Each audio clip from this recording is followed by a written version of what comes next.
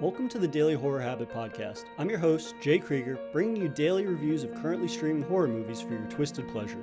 Be aware that these reviews may include mild spoilers. And as always, I hope you enjoy. In part 2 of our Scream series review, we dissect Scream 2, the sequel to Wes Craven's meta-slasher Scream, which is currently streaming on Tubi TV. Released in 1997, a year after the original, Scream 2 picks up with Cindy Prescott and the other survivors of the first film who are now being terrorized by a Ghostface copycat killer. And to help me uncover the identity of Ghostface is once again friend of the show, Bernie. Welcome back, man. I appreciate you having me back on, man. I'm excited to talk about this movie. Yeah, me as well. This was a rewatch for you, I believe, but a first-time watch for me. So I'm curious, how did Scream 2 hold up as a sequel for you? So I hadn't seen this in, over a decade at least. And it's interesting watching movies that you haven't seen in a while. You have like an idea of what it's like, but the full puzzle kind of isn't in place, you know?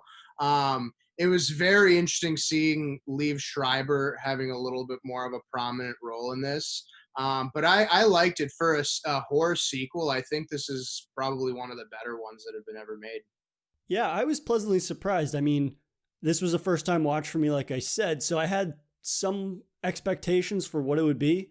I mean, it's a positive that Wes Craven and the writer of the original, Kevin Williamson, combined forces once again. Like right off the bat, that's a solid start to any sequel. I mean, I think this is the only slasher series where the same director and at least the same writer for the first 2 or 3 films return for almost every film, I believe, because a majority of the time, I mean, especially the classic franchises like you had Friday the 13th or Halloween, the directors either didn't want to come back or didn't really know that it was going to be as successful or successful to the point where the film would flourish into 8, 9, or 10 sequels. So that right off the bat is like a really positive sign. But I was also somewhat skeptical in terms of, while I had faith in that creative team, the idea that they could reinvent what the original did had me a little skeptical, because it's kind of like they had lightning in a bottle at one time. And I was anxious that they would lean too much into exactly what the original one was and kind of just make it a little too repetitive.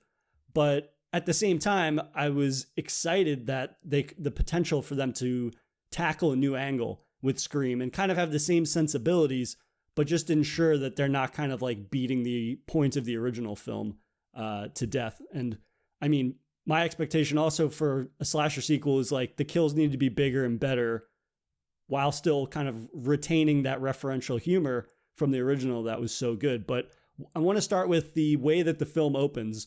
Scream 1 has that massive set piece opening with Drew Barrymore getting killed that is set up like a traditional slasher, but again, it's very much infused with that referential humor that makes Scream such a horror classic. But what did you think of Scream 2's Stab movie theater premiere opening? It was definitely interesting. I'd love to be in a movie theater that people are going that bananas about something, you know? But it was a unique way of, I think, bringing that in. But as a lot of these slasher movies are, there's a lot of things that you have to kind of play, go along with the story and the narrative of how they're creating it, because some of it was a little on the goofier side than I think even the original Scream portrayed. Yeah, so that was one of the big things for me, in that they could not just recreate the opening of the original Scream, right? They set out to do what they did with the original Scream, and it subverted our expectations a lot, and that's why it was so successful and so iconic. And yet I'm glad that both Craven and Williamson had the foresight to be like, we can't just redo what we did. And there's a little nod to it where Scream is portrayed as Stab. That's the name of the movie that is in the Scream world. And we see the original scene from the original film playing out on the screen, but it's little snippets. It's not another long 15-minute recreation of that. So I liked that it referenced the original, and it further references the original by, we see that the film is based on the book that Gale Weathers wrote. And I thought that was just a great little callback, because again, they give us a little bit of what we're familiar with a whole lot of new, right? We have a much larger set piece, and there's, I don't know how many dozens, maybe there's even 100 kind of extras in that scene, which is very different from the original film's opening where there was 2 characters or 3 characters.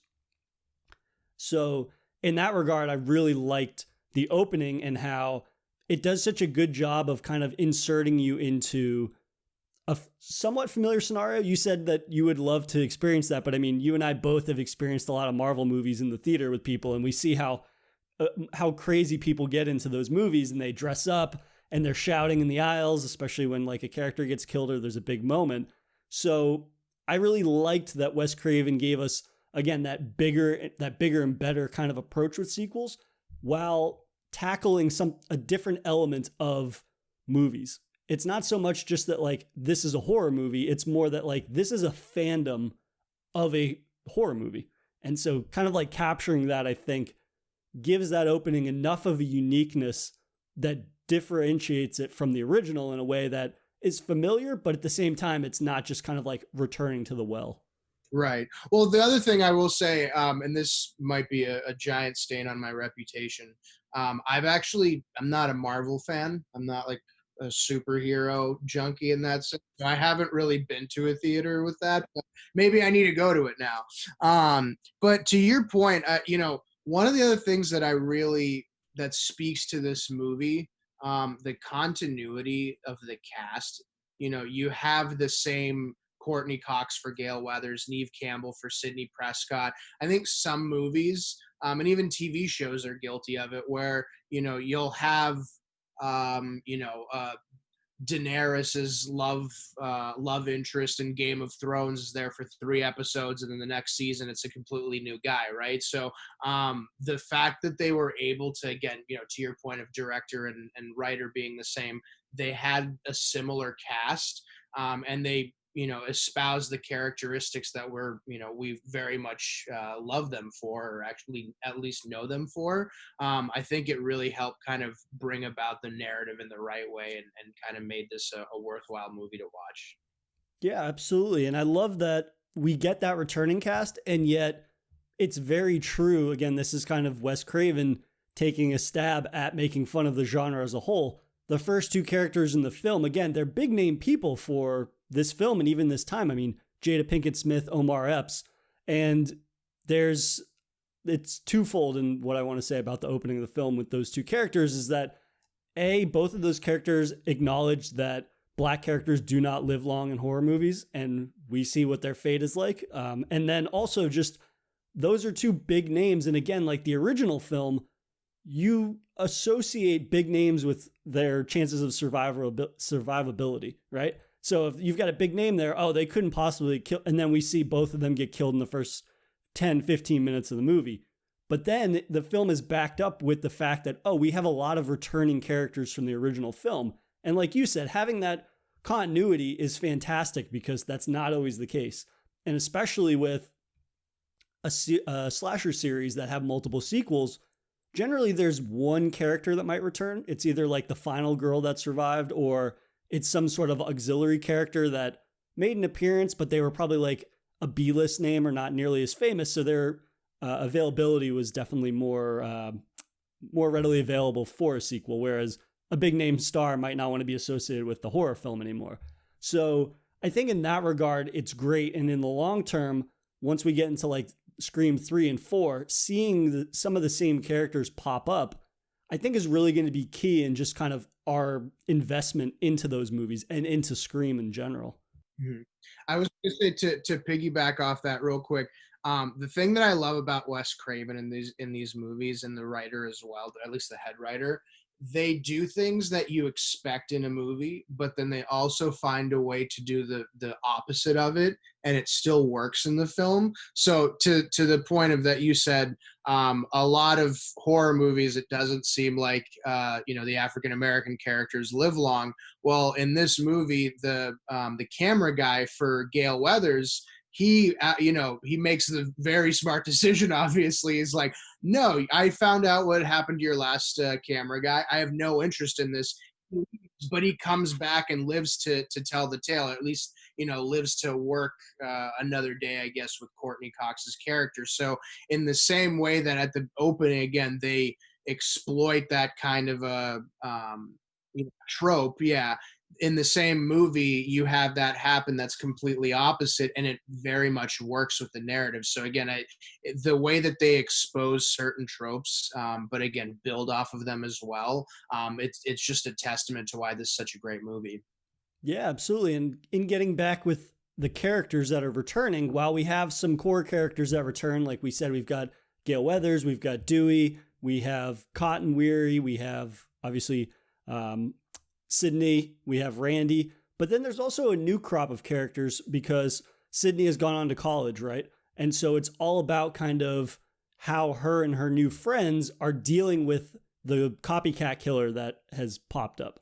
And I'm curious what you thought of the new characters, because we have, obviously, in the very beginning, we're introduced to Jada Pinkett Smith, Omar Epps, who get killed off very quickly. But then there's also Timothy Olyphant. We have Sydney's boyfriend, Derek, who's played by Jerry O'Connell. So I'm curious kind of what you thought of the new crop of Scream characters that are kind of core to the film.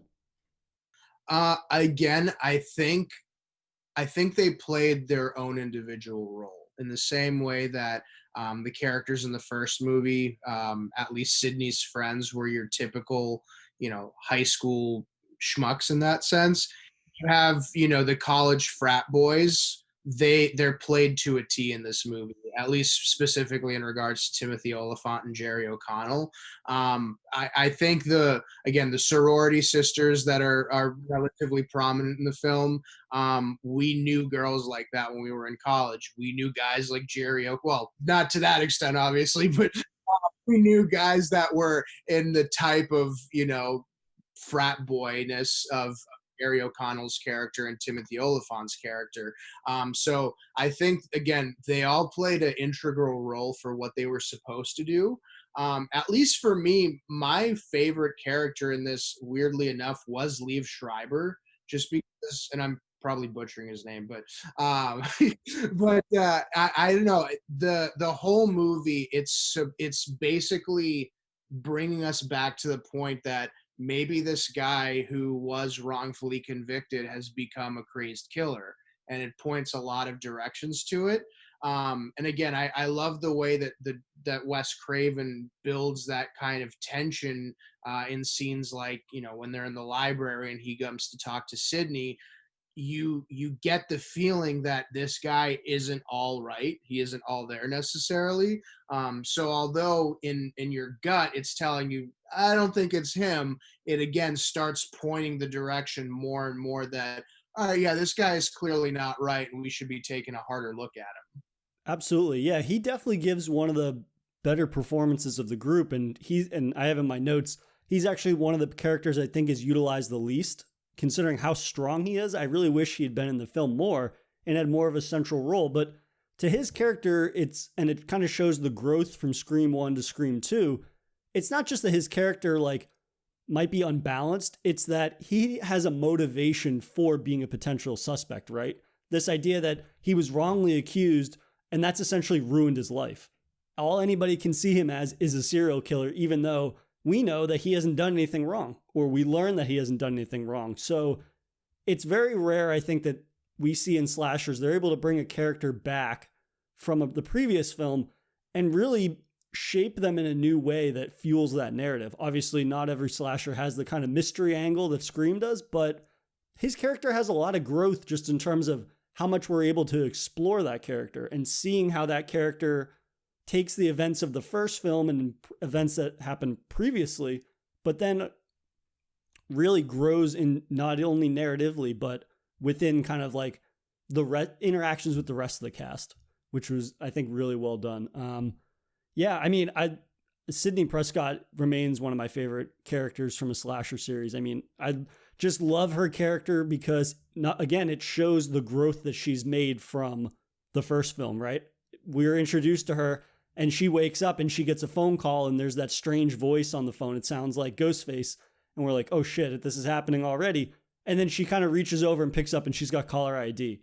And she calls the guy out by name. And then she has the laws of harassment, phone harassment and all these things. And the way that she kind of is bored and reciting the law to this guy who's being a dickhead, it just shows kind of this is a new norm for her, right? she's used to people fucking with her, but she's gotten to the point that she's kind of scabbed over it, right? She's so accustomed to reading off the laws and saying, oh yeah, you can go to prison for what you're doing, that it's almost like she's not even bothered by it. She's kind of just going through the routine of it. And that's one of those moments that, again, it shows an actual growth from the previous film to the sequel. And it's not just, oh, they added a 2 onto the end. It's kind of like, oh, the characters behave in a way that is indicative of the things they've experienced in the past. They didn't just shrug off the events of the first film. A bunch of their friends got killed, but it shows kind of like how those experiences and those events really shape them.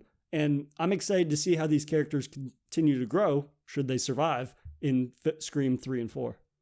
So to your point about Sydney, it's really interesting to see the dichotomy of how she acts, where in the first one, she sleeps with, what's his name, Bobby? Billy, excuse me. Billy, and then afterwards, she says something in reference to, like, who did you make a call to in prison, right? Or one call in jail. And the notion is that he might be the killer. He might have had something to do with making a call that resulted in the killer arriving, right? Whereas in this movie, as soon as people start to suspect that it's Derek, she kind of breaks off from, or excuse me, not suspect that it's Derek. As soon as the killings start happening again, she tells Derek that we can't be seeing each other right now, because she understands in her mind that everybody that's around her does die. So again, Derek's character resulting in this is probably one of the saddest kind of results for a character in a horror movie, because he does seem to actually care about her. And again, the way that he dies with her thinking that he was in some way the guy that was trying to kill her, only to end up, resulting in that very, I guess, Shakespearean death that he had. It's very interesting how that played out. Yeah, absolutely. That's definitely, he is very much a tragic character. And again, it speaks to this idea that these characters have all grown from the experiences of the original film, in that, oh, we're going to take preventative measures to try to prevent what happened to us previously. And we see the ramifications of that. But in terms of Scream 2 and how it's very self-aware, again, there's lots of self-referential humor, there's to horror films and the genre in general and tropes.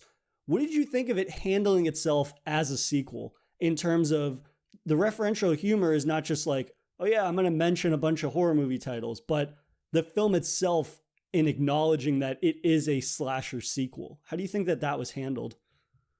I think Jamie Kennedy's character was kind of integral in making it a sequel, in the sense that it's different, but it's a continuation, because he served as obviously the film revolves around Sidney Prescott, but I think he served as a really good kind of narrative bridge to show, okay, these are some of the new rules that we need to be worrying about. I can't recall them off the top of my head, but it was very much unique to the time that they were living in after the original Scream movie. And the way that he described it, obviously, for the most part, ended up coming true, to his detriment as well, unfortunately. So, I think that, again, in my viewing of this, I think that this stands on a pedestal with some of the other kind of great sequels, and that, again, it carves out its own way of scaring people, but it does it in a way that's unique in comparison to the first one. Absolutely. Yeah. It does a good job of, again, building its bigger and better in terms of like the gore and the kills and whatnot. I thought it was funny. I was reading kind of the inception of the sequel, because the writer of the original film started writing the script, I think, during the time that he was writing the original one. So he wrote Scream, and then he wrote out treatments for his 2 sequels.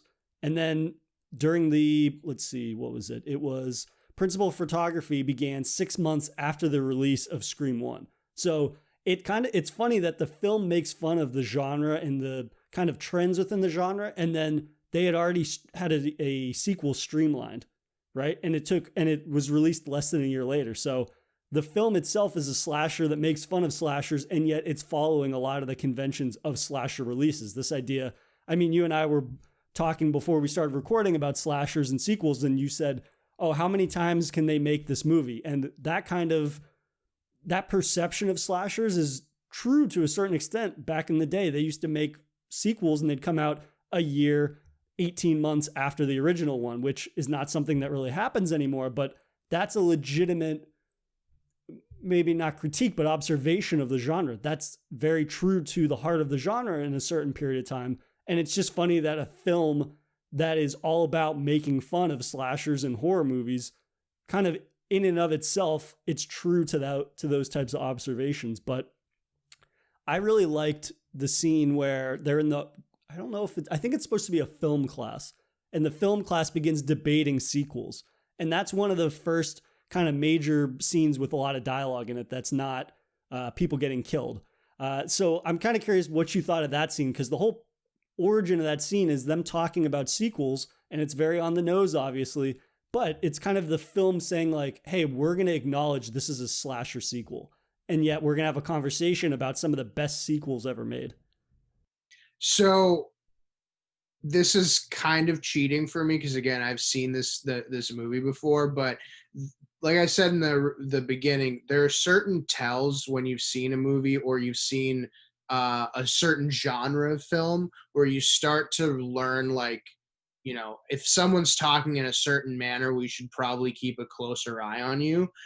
Notice that in that scene, Mickey, played by Timothy Oliphant, who's fantastic, he was very, very specific about like what he thought was happening, and he was very, like, his tone was a lot higher than everyone else's. So again, when I watched the movie in full, and then I look back on that scene, that was a small tell, in my opinion, that he might have a little bit more to do with what's going on than Patrick, who seemed a little bit more down to earth and was just giving a suggestion versus Timothy's kind of matter of fact tone. But I loved, again, in the way that, we had a little bit of a callback. I think it was Drew Barrymore's character who was talking about the first Nightmare on Elm Street was good, but the other ones weren't that great. Have characters in a horror movie talking about other horror movies. It's, again, it's, if in most films we saw that, we would think this is kind of ridiculous, but Wes Craven and the head writer of this obviously, weave this into a way where it's relatively believable. So I, to that effect, I really did enjoy it. Yeah, and I mean, that scene is so fantastic too, because Randy, of course, played by Jimmy Kennedy, is the returning character. We know why he's so passionate. He's a movie buff. We learned that in the first film, and it's very clear from this scene, like his investment and his the amount of enthusiasm he has for the conversation, how animated he becomes, is due to a love of film. And yet Timothy Oliphant's character is super impassioned about this and gets very kind of, like you said, he's louder than everybody else. And yet we don't know why he is so engaged and enthused about this conversation, even though you could probably say, well, it's a film class, he likes film. At the same time, we don't know him. We know why Randy is so passionate, because movies are his life. I mean, he's the one that spills out the horror movie rules for us, and those rules get expanded upon in this film. And so we know why he is behaving the way that he is. And yet Timothy Oliphant, we're kind of like, okay, why is he so passionate about this to the point he's making a scene in class? I mean, I just love that they have a conversation about what's better, Alien versus Aliens, Terminator versus Terminator 2. I mean, those are very classical sequel conversations that people have very frequently. So that's, on some level, like, I relate to that because I've had that conversation. But again, to begin the biggest bout of dialogue in the movie early on and have it be discussing the topic of sequels within a sequel, I thought was just really great. And it's a way, again, that Scream 2 doesn't just feel like Scream again. It feels like it's this. It could not be more self-referential, considering it's picking apart sequels, and yet the film itself is a sequel. I just think comes together really, really well. But in terms of like all that referential humor, what did you think just about the humor in general? Did you find that the gags and the jokes worked better this time around? They worked about the same, or did you feel that they kind of returned to the well, as it were, for some of the humor? I think there were certain scenes that were good. But again, to the Omar Epps getting stabbed in the ear, That's goofy, but again, the way that they did that and the way that what was her face? Jada Pinkett Smith, Maureen, she like starts to kind of cuddle up next to who she thought was Phil, played by Omar Epps. And then she sees like the blood that's on the inside of his jacket. That whole scene again, it was amusing. I don't, it wasn't necessarily as funny as it was again amusing to me. I think the way that they handled it for the most part, it was okay. I'd rate it like a 5 out of 10. But I don't think it was handled in the same manner that the first movie was, where there were some genuinely funny scenes. Where this one, it's more of like, all right, let's get the show on the road kind of a thing. The humor definitely landed for me more than I was expecting for a sequel, right? A lot of the time in movies that have a humor element to them, the second time around, obviously the jokes are not going to hit as hard because they're probably going to be pretty similar to the original film. But in this one, again, I liked how a lot of especially early on, the humor is all about the people that are playing the characters from the first film in the Stab movie, and how they keep talking about how like, oh, they probably cast me as this person. And then we see they actually did. Or they talk about how authentic this movie Stab is to what happened. And then some of the characters don't look anything like the real actors. Or they drop those little lines where they're like, oh, who played Dewey in Stab? And it's like, oh, David Schwimmer, who is a co-star in Friends with Courtney Cox. Or there's that joke when they're in that college campus and they're talking about how, oh, Courtney Cox's character Gail Weathers is saying like, oh, there's naked pictures of me that have been published, but they put my head on Jennifer Aniston's body. And so another co-star of Friends reference, but also like that really happened to Courtney Cox in real life. Somebody released Photoshop pictures of her. So again, it's this idea that Scream will always be referential to not only horror, but also to pop culture in a way, or at least this was prevalent in Scream 2. It's tapping into real world pop culture, which to a certain extent it didn't in the original Scream. The original Scream didn't really reference current events at all or things in pop culture that had happened, other than obviously films. But that was applied in a way that I thought kind of, again, it expands the idea of what Scream is. It's never referential to current events quite in the way that like Scary Movie was, which is so over the top that if you revisit it, it's kind of like, okay, that's just like so dated or whatever. But in terms of Scream, again, there's that kind of level of humor and nuance where they're able to insert these jokes at the perfect times. Even in the original Scream, this idea of like technology, right? Somebody's suspicious because they have a cell phone. Well, just a year later, the way that society's portrayed in Scream 2, everybody has cell phones now. And that gives us one of the best scenes in the movie, I think, where they're trying to track down Ghostface on the college campus and they start tackling every single person they see with the cell phone. This idea that, oh, he could be literally anybody.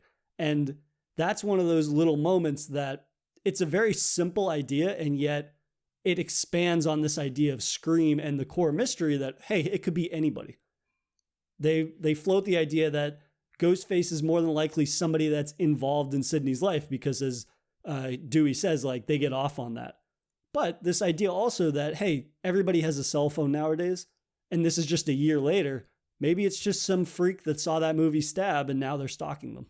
To this movie, and again, you mentioned it earlier that sequels have to have a certain level more of gore or kills to really kind of fulfill that mantle. What did you think of the kills? Did you have a personal favorite or kind of one that made you kind of squeam the most?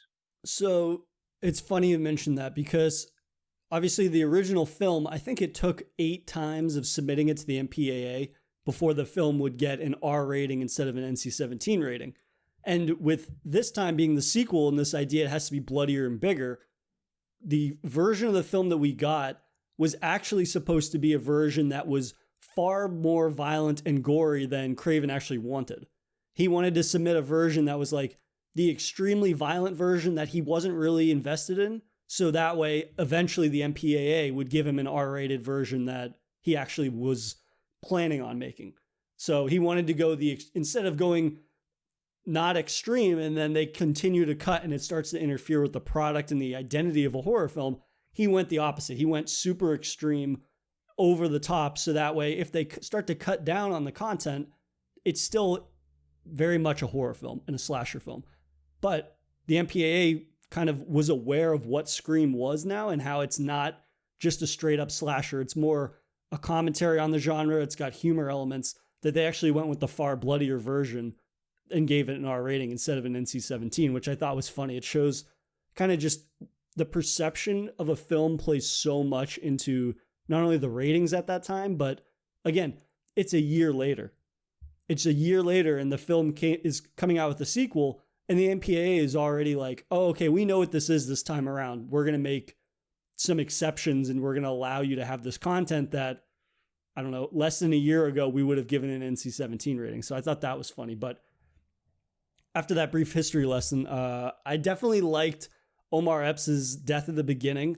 I thought it was pretty funny just because like he gets stabbed through a wall, which is just like, I don't know if that would actually really happen. I'm pretty sure a knife would break, but it is one of those moments where it does kind of capture the gore and blood and the visceralness of a traditional slasher. I mean, he gets stabbed in the ear and then he gets stabbed in the face, I think, too. And it's just so over the top and shocking that it is at odds with the humor element that the film begins with so strongly. And then, of course, we have Jada Pinkett's death, which is both tragic and horrifying, that she gets killed and there's hundreds of witnesses and yet nobody notices until she gets right up in front of the screen and falls over and dies. Like, that was a really great death scene, I thought. But how about you? What was a death that stood out to you? Probably Jamie Kennedy's, Randy's death. I was so fucking mad when they killed him. Seriously, like I was, for most of the two movies that we've seen of Scream, I'm not necessarily mad at deaths. I'm sad or horrified, whatever the kind of word is for that. But Randy's really did make me upset to that effect, just because he's such an integral character to the development of the story, and kind of the progression of it outside of the sphere of Sidney in that sense, right? Really quick side note. What was the MPAA or whatever that thing is called on in the 90s? They let Showgirls on with an R rating. Like Elizabeth, whatever the hell her last name is, she flopped like a salmon out of water on a guy, and they gave that an R rating. Like someone gets stabbed with what is that? What's the blood thing called in there? Corn syrup, right? Yeah, they use corn syrup and food coloring. Yeah, but they said that it's too gory for some of that stuff. And again, fast forward 20 years, this is probably a PG-13 rating for a lot of films right now for what was going on. So it's very weird how they were structuring that in the 90s. I mean, dude, going back into the 70s, like the MPAA is one of those things that I get on a soapbox about seemingly every other episode of the podcast, just because it's so ridiculous, the different kind of standards that they had for certain films and at certain times. Obviously, horror films, I think, were, for the most part, unjustly treated in a lot of ways just because of the overall perception of the genre. So they were more likely to be very stringent on that. And the film Scream 2 even kind of addresses that a little bit, this idea that it's not explored as much as I would like, but it is explored in a little bit, where this idea that violent media makes people violent, right? And that was a big talking point in the 90s and in early 2000s, especially after things like Columbine had happened and people start talking about heavy metal music makes people depressed and suicidal, and video games make you want to go kill your classmates, which, of course, there's no basis for any of that.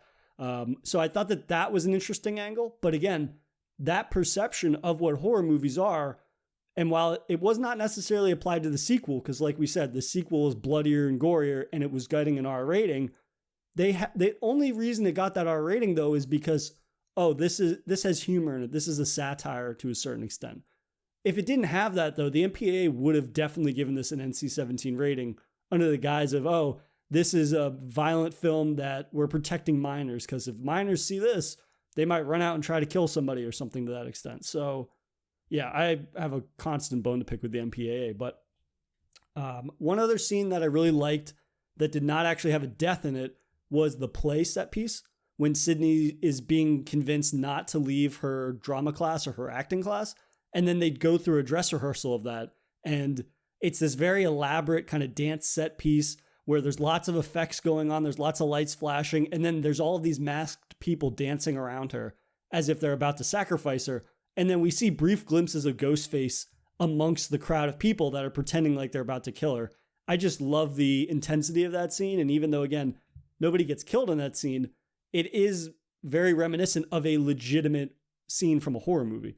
It's a very tense scene. The way that it's shot with Ghostface ducking in and out, I think is just, it speaks to how skillful Wes Craven is. And even though this film is largely satire, he's able to still allow the film to carry itself like a horror movie.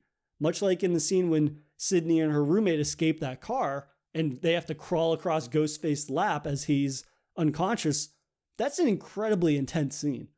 And I thought that that was one of the strongest examples of Wes Craven being able to inject legitimate horror scenes into a movie that from afar, people that might not know it, they're like, oh, it's kind of like one of those scary movies. The comedy satire scary movie, rather. But I mean, yeah, this movie is just such a strong blend and a culmination of Wes Craven's horror talent, but also, again, expanding on the self-aware nature of Scream and what Scream stands for. Well, coming to what Scream does stand for is obviously people trying to kill Sidney Prescott at the core of it. What was your reaction to the realization of who the killers were? Yeah, so this is a great segue because I was going to bring this up. This idea that, again, the film is constantly referencing horror sequels, slasher sequels, and yet it itself has the ultimate slasher sequel kind of twist in it, in that they present an antagonist that you could never guess.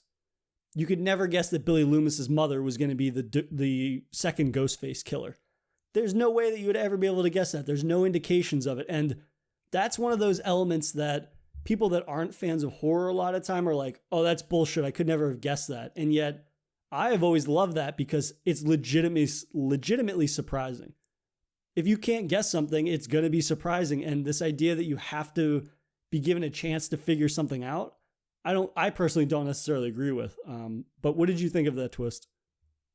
So I loved it. And the Timothy Olyphant character was kind of the beginning for my understanding of how a lot of horror movies and specifically SVU episodes, Law and Order SVU episodes, play out. It's always the character that you see in like one of the first opening scenes, and then you don't see them again for the next 45 minutes that somehow usually play a role in this. Hashtag Mariska Hargitay, love that girl. But I love the fact that throughout that film, you start to sense that Billy Loomis's mom, she's, she wants to be Gale Weathers. She really aspires to be her.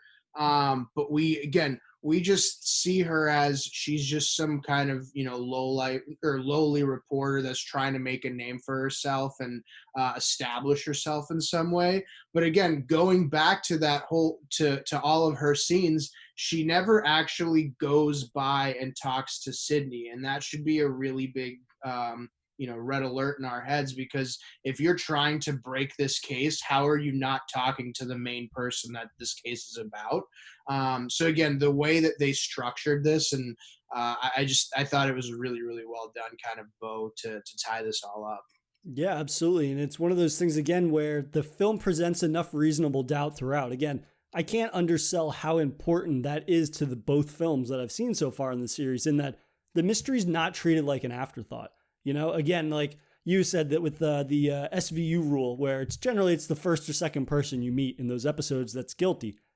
For a lot of slashers back in the day, like that was a legitimate thing as well. It's like, oh, the creepy old guy either served as a misdirect, like in the Friday the 13th movies, or the creepy old guy is the one that's killing everybody. And it's like, well, of course it was him. Why wouldn't it be him? He's creepy and old and weird. So for these movies, I really appreciate that Craven and Williamson really took the time to ensure that the mystery itself is a respectable one. They present legitimate misdirects. They present enough characters with enough potential motivations that you could see them be the killer. And the film, again, it promotes this idea that it could be anybody. It could be somebody close to Sidney.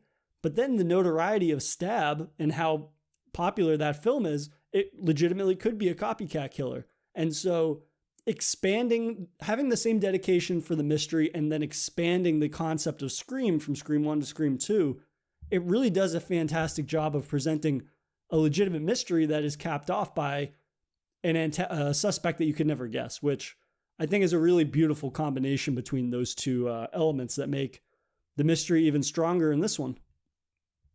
No, I agree. And I think, we'll talk about the third Scream.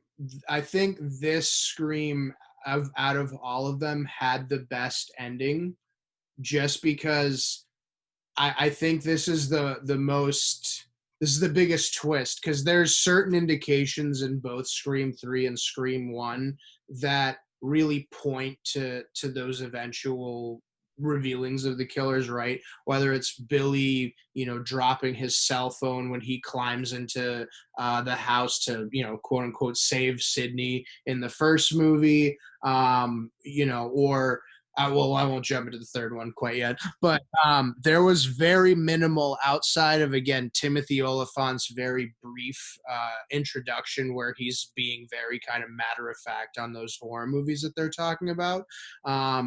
You don't really see that character, so you forget that he even really exists, right?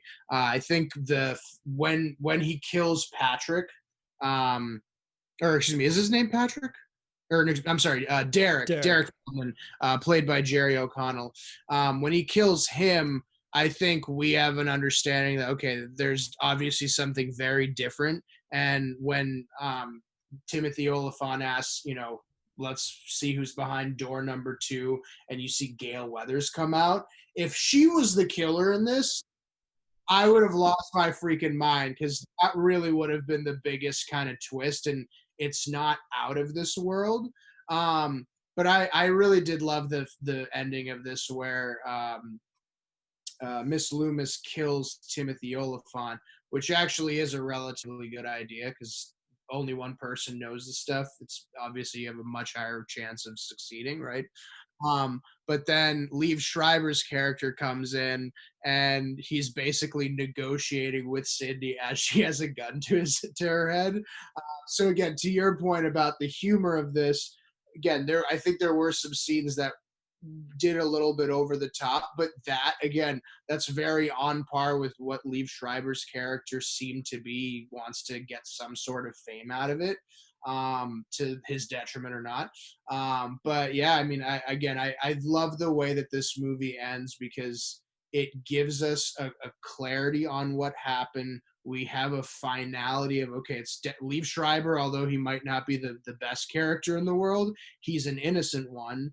And again, we get the bow, so to speak, on Derek's character and Randy's character. And I love that last moment of humor that's injected, where they shoot Mrs. Loomis and then she sits up at the end. I think it was it Miss Loomis or was it Timothy Olyphant? Jumped up, yeah. Yeah, so he jumps up, and then of course Sidney shoots him in the head, and then she goes, "They always come back," which is a nod to the original film and just slashers in general, this idea that the killer always comes back one last time. But I mean, overall, again, like you said, this film is wrapped so well that if this was the last Scream movie, it could very well just be the last Scream. And I think that is always key, in that at least part 1 and part 2, they don't end open-ended as if, oh, the potential for a sequel. It ends it very naturally, so that way, if they choose not to make a sequel next year, for 10 years, or ever again, the film's able to stand on its own. And I mean, again, I haven't seen Scream 3 or 4, and I'm looking forward to watching those, but Scream 1 and Scream 2, I feel, do such a good job of what they set out to do, and how Scream 2 grows from Scream 1 in a lot of interesting ways, that it makes for a slasher sequel that is rare, in that it's able to be self-aware of what it's doing, and it has an identity that, hey, I can't carry on with the Scream movie and just have it be Scream again, because then that wouldn't be addressing the fact that I'm making fun of slasher sequels, and I am a slasher sequel myself. There were a couple of funny things that I learned in my research about the overall mystery. So the cast were not told the identity of the killer until the last day of principal photography. So it was like a legitimate mystery amongst the cast themselves. the cast members had to sign confidentiality clauses as part of their contracts once they found out the identity, not to say anything. Because what ended up happening is that the script got leaked to the internet of the movie. And that was, I think, like probably one of the first major films that ever happened to. Like, obviously now that's something that has happened more times than anybody can count, right? This idea that, oh, the script leaked, we know how the movie ends kind of thing. And that's how spoilers reign on the internet. But it was so bad, the leak, that they ended up actually rewriting the film. And they were rewriting it so frequently that generally pages were only getting finished the day of a scene was being shot. So at one point they were told who the killer was, but then they had to end up changing the entire thing at the end of the film. So I think that it's really impressive overall. Again, this idea that the film could undergo such massive restructuring, and yet it doesn't feel like that from watching. Like, we would never know that if I hadn't read it on the internet somewhere. You know what I mean? And so that speaks to the quality of the mystery. There's no real moments of this person is 100% without a shadow of a doubt the killer. There's a couple of instances where a certain character might do something and you're like, that's suspicious. And yet 3 or 4 characters have that suspicious moment. So again, even if you suspect somebody, the film doesn't beat you over the head with the fact that, hey, that person is most definitely the killer, which, I mean, this movie is a really, really strong sequel that I was not expecting to like, honestly, as much as I did. Do you know who was the original killer then? Or at least in the original script? I don't remember who the original killer is. I remember that Timothy Olyphant was supposed to get killed by Ghostface. So he gets killed by Mrs. Loomis, but he was supposed to be a victim without knowing who Ghostface's identity was. I might be misremembering this, but I think that Liev Schreiber's character was supposed to turn into Ghostface. I think that might have been the original ending. This idea that he's been under so much scrutiny and so much false accusations of being Ghostface that he ends up becoming Ghostface. I believe that was the original ending. I'm not 100% sold on that. And I think the big thing, again, with this movie that it doesn't do with that other sequels do, it didn't take the piss out of us, you know? So the fact that it showed it again in a way that was very unique to the first one, but continued on the story. I just, hats off to Wes Craven. This was a phenomenal movie, or at least a phenomenal sequel for him to make. Absolutely. And I really can't wait to check out the third film either, because I'm excited to see if they're going to be able to continue this kind of upward trend of acknowledging that it's a slasher sequel, but then again, not kind of trying to just redo the previous film. And it's one of those things where I have so much faith in the creative team that I'm just more excited for this, to watch Scream 3 than I have been in, I don't know how many years. This concept of like, oh, a third film in a slasher series. Okay. Like that we just don't have the climate right now for releases. It's very rare that you get to the third film in a series with some modern movies and you're like, you're genuinely excited for it, you know, outside of the kind of major franchise film series that are being released constantly. But yeah, again, I really appreciate having you on, and I can't wait to chat about Scream 3 next week. It's my pleasure, brother. Thanks for having me on. If you enjoyed this episode, please subscribe to Daily Horror Habit on your preferred streaming service and follow @Daily Horror Habit on Instagram and @Daily Horror Pod on Twitter.